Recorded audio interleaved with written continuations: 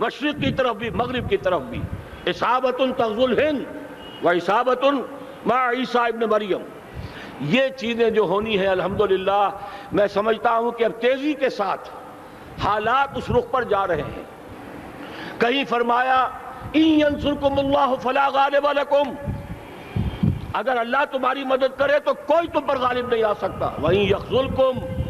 اور اگر خدا نہ خواستہ اللہ تعالیٰ ہی اپنی مدد تم سے کھینچ لے، واپس لے لے، سلب کر لے، ان یخذلکم، تمہیں چھوڑ دے، فمن ذا الذی ینصرکم من بعد، تو پھر کون ہے جو تمہاری مدد کر سکے گا؟ اس مرحلے پر سیاسی جماعتیں اپنے جو ان کا مزاج ہے اس کے مطابق چاہتی ہیں کہ کیپٹلائز کریں، پولیٹیکل مفادات حاصل کریں۔ بہرحال میرے نزدیک ایک کنسنسس ہونا چاہیے، ایک نقطے کا دھماکہ ہونا چاہیے، اور نمبر 2، اللہ اور اس کے رسول کے ساتھ صلح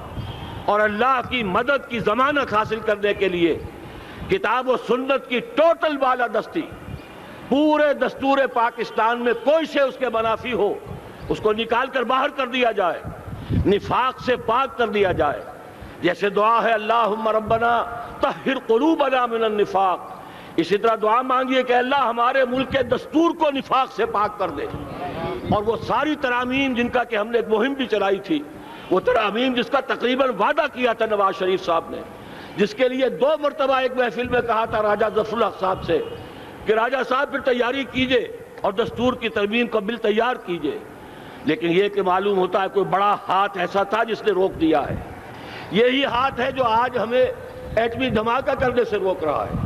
ہمیں چاہیے کہ یہ دونوں دھماکے بیک وقت کریں، اور ان دونوں دھماکوں کے بعد پھر چاہے دنیا کی کوئی طاقت ہماری دشمن بن جائے، ہمارے لیے اللہ تعالیٰ کی مدد و نصرت ہوگی۔ وَلَنَبْلُوَنَّكُمْ بِشَيْءٍ مِّنَ الْخَوْفِ وَالْجُوعِ وَنَقْصٍ مِّنَ الْأَمْوَالِ وَالْأَنفُسِ وَالثَّمَرَاتِ وَبَشِّرِ الصَّابِرِينَ الَّذِينَ إِذَا أَصَابَتْهُم مُّصِيبَةٌ قَالُوا إِنَّا لِلَّهِ وَإِنَّا إِلَيْهِ رَاجِعُونَ۔ تو قوم انشاءاللہ تعالیٰ، میں یہ سوچا کرتا تھا قوم مردہ ہے، بے حس ہو چکی ہے، دین سے عام طور پر بیزاری پیدا ہوتی جا رہی ہے، جو ہمارے دینی قیادت ہے اس سے بھی لوگوں کے اندر مایوسی پیدا ہو رہی ہے۔ کیسے ہوگا؟ میں نے بارہا کہا، جب میں یہ شواہد دیکھتا ہوں جو حدیث میں ہے، جس کی خبریں دی گئی ہیں، 400 سال کی تاریخ دیکھتا ہوں تو مجھے پاکستان کا مستقبل بہت شاندار نظر آتا ہے۔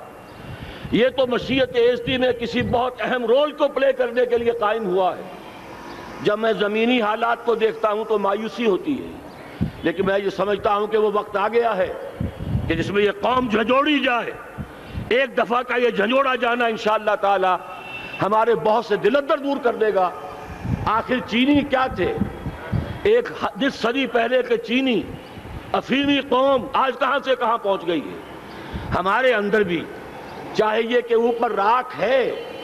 اندر چنگاریاں ہیں، ان چنگاریوں کے بھڑکنے کا وقت آ گیا ہے، اور انشاءاللہ العزیز اسی ایٹمی دھماکے سے اس پورے عمل کا جو ہے آغاز ہو جائے گا، جس سے یہ سرزمین پاکستان اسلام کا گہوارہ بنے، اور پھر یہاں سے پوری دنیا میں اسلام کے غلبے کی جد و جہد کا آغاز کیا جائے۔ بس میں اسی پر اتفاق کر رہا ہوں، اللہ تعالیٰ سے دعا کرتا ہوں کہ وہ ہمارے حکمرانوں کو، اگر تو کوئی تاخیر ہو رہی ہے انتظامی امور کی وجہ سے کوئی بات نہیں، بہرحال معاملہ ایک اچانک ہو گیا ہے، لیکن مجھے توقع ہے کہ انشاءاللہ وہ دھماکہ ہوگا اور جلد ہوگا۔ اگر کوئی تذبذب ہے تو ہم اللہ تعالیٰ سے دعا کریں گے وہ نواز شریف صاحب کے دل کو پھیر دے اور اس کے اندر استقامت پیدا کر دے، اور دوسرے یہاں کی سیاسی جماعتوں کو بھی یہ توفیق دے کہ کوئی اور سیاسی مسئلہ اس وقت نہ اٹھائیں، اور جو بھی یہاں پہ مذہبی اور دینی عناصر ہیں انہیں اللہ توفیق دے کہ وہ اس دھماکے کا مطالبہ کرنے کے ساتھ ساتھ، بلکہ میں یہ سمجھتا ہوں کہ اس سے بھی زیادہ زوردار انداز میں دستور پاکستان سے منافقت کے خاتمے اور کتاب و سنت کو سپریم لا قرار دینے کی ترمیم جو ہے اس کا دھماکہ بھی کیا جائے۔ اللہ تعالیٰ ہمیں اس کی توفیق عطا فرمائے۔ اقول قولی ھذا واستغفر اللہ لی ولکم ولسائر المسلمین والمسلمات۔